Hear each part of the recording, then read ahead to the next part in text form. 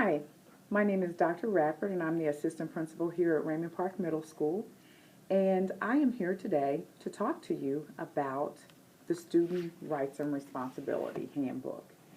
In your possession you may have a book that looks like this, or you may be following along with me on your Chromebooks.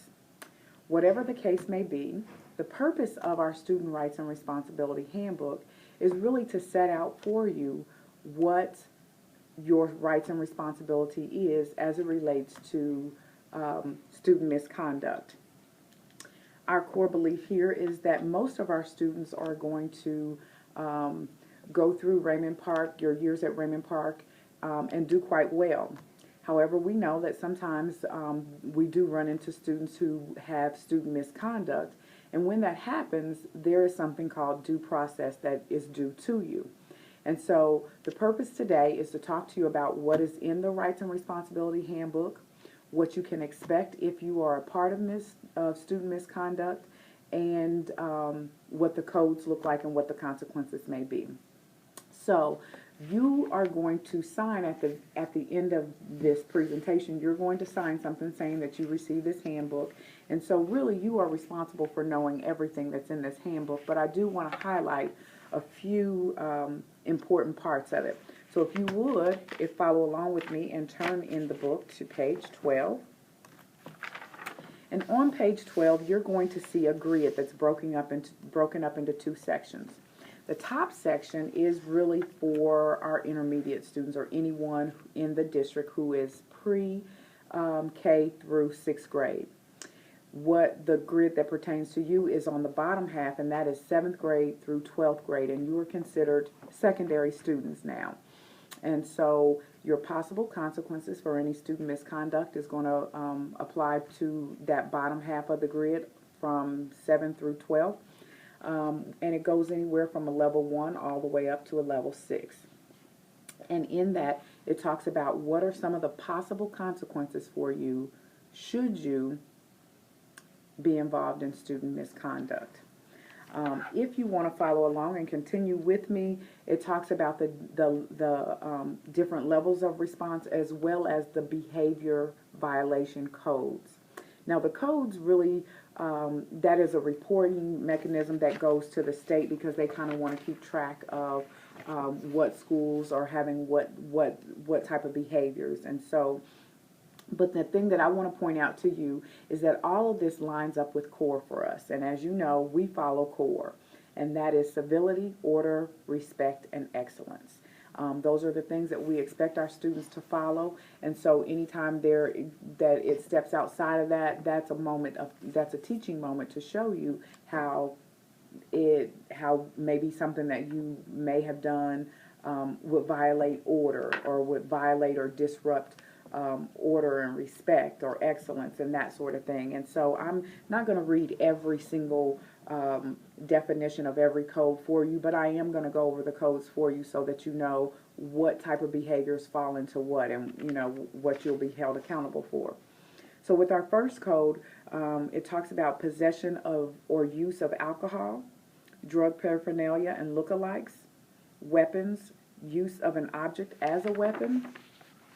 Over on page 14 now, code 4, possession of a handgun, possession of a rifle or a shotgun, firearms used as an object as a weapon, smoking, possession of smoking materials, fighting, battery or simple assault, intimidation, use of abusive language, defiance of school personnel authority, unexcused absences or excessive absences, vandalism, general classroom disruption, inflammatory actions, withholding information, tardiness or lateness, loitering or out of your assigned area, being out of your assigned area, disruption of the school bus or unauthorized passage on the school bus, trespassing, disruption of the orderly educational environment, disorderly conduct or terrorist threats or acts,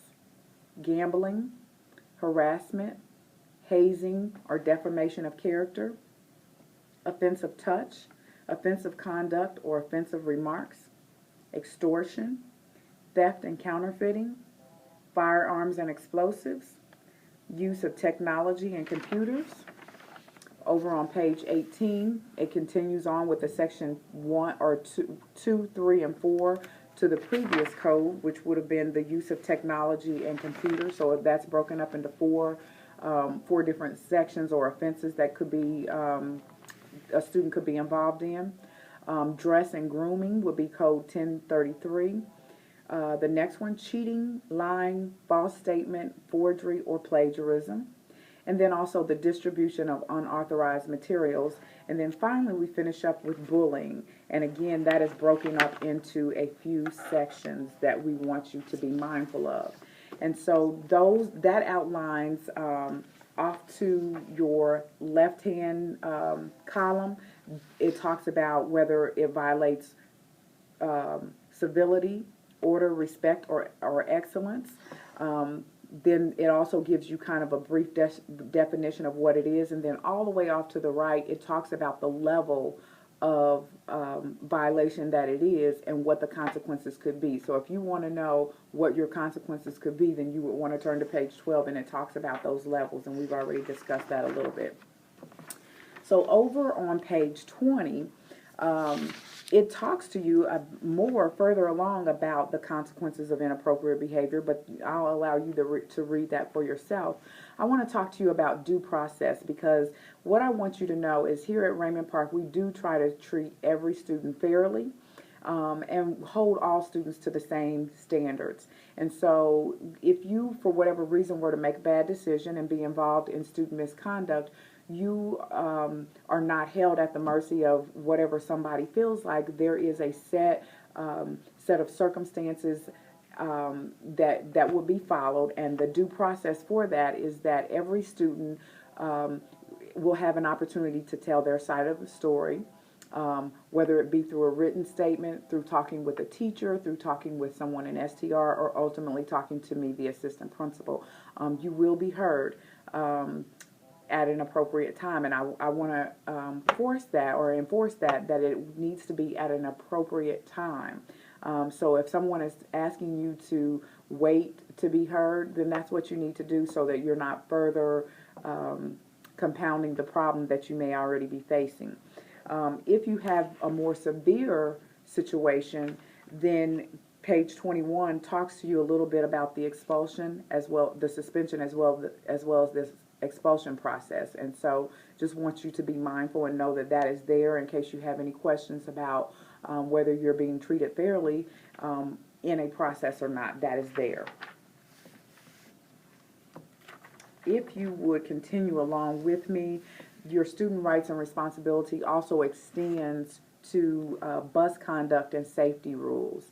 I want to make you aware that when you leave your home each morning to go to the bus stop, if you're a bus rider, the minute that you get on the bus stop and all the way up until you make it home that afternoon, you are under school jurisdiction in terms of being able to be held liable for any consequences or behaviors that are being held, having consequences for any actions that you might take during the school day. And that also applies to after-school activities as well. And so here on page 24, it talks again about what the responsibility that you have at the bus stop, while you're on the bus stop, and then also leaving the bus stop. Page 25 offers a transportation matrix for you, so it tells you how you're to interact, and it also is broken down into civility, order, respect, and excellence. Do you see how we're just following core all the way through with everything that we do? Wanted to point out to you on page 26 the dress and grooming habits in terms of what you're responsible for, what you can and what you cannot wear during the school day, what will be acceptable standardized wear. It also offers consequences for attendance. So you just want to make sure that you are attending school every day, that you're on time every day. If you have excessive tardiness or excessive absences, then it spells out what the process for that is. And so just so that you are aware and you're mindful, just know that that is in there. If you would turn with me to page 29. That is the important one that I want to talk about. Page 29 talks about the drug policy, and I will allow you to kind of read that for yourself. It's broken down into discipline for grades pre-K through 6 again, and then also for discipline for grades 7 through 12. And you want to pay attention to the one for grades 7 through 12, beginning at the bottom of page 29 and all the way over through page 30.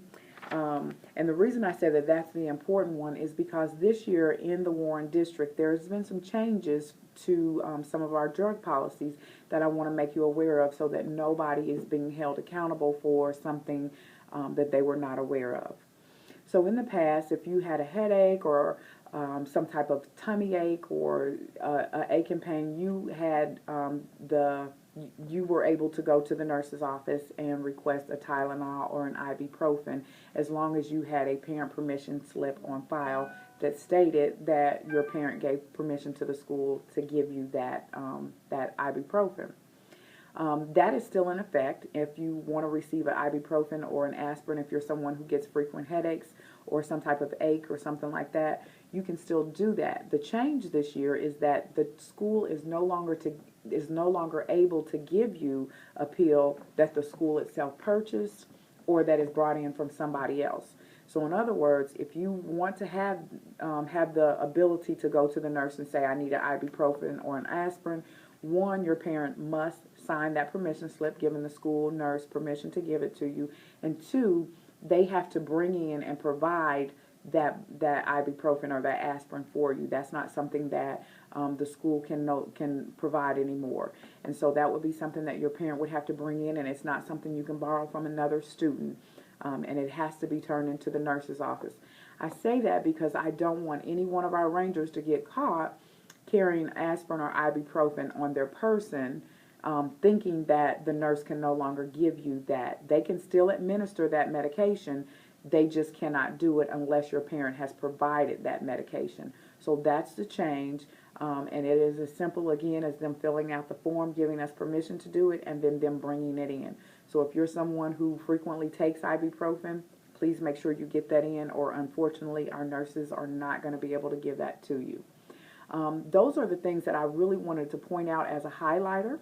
Know, again, that you are responsible for everything that is in this book, and also know that there is not anything that an adult in our building is going to ask you to do that does not fall within this book. So I encourage you to in order to have a successful year here at Raymond Park, to really be familiar with what is in here. And if you've got any questions, seek me out and ask that. I'd be happy to answer any questions on the front end so that we are not having to hold you accountable on the back end after making a bad decision. Other than that, have a great school year and welcome to the park.